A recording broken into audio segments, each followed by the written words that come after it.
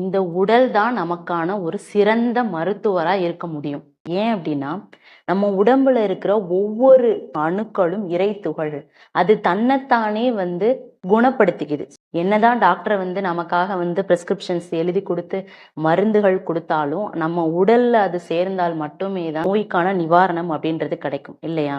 அதன்படி பார்க்குறப்போ நம்ம மனசால தானே நோய் வருது. நோய்க்கு காரணமே நம்மளோட மனசு அப்படின்னு தான் சொல்றேன்.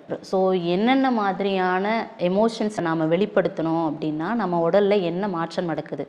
இப்போ ஒரு கோவப்பட்டோம் அப்படின்னா, அது நம்ம உடல்ல எந்த உறுப்பு போய் பாதிக்கும்? என்னென்ன உறுப்புகளை பாதிக்குது தெரியுமா? கோபமா இருந்தா கண்ணு ரெட்டிஷ் ஆகும். கோபமா இருக்கும்போது நம்மளுடைய கல்லீரலும் பித்தப்பை பாதிக்கப்படுது. அப்போ கவலையா இருந்தா நாம கவலையா இருந்தோம் அப்படின்னா மண்ணீரல் உதடு கவலையா இருக்கும்போது வயிறு பசிக்காது.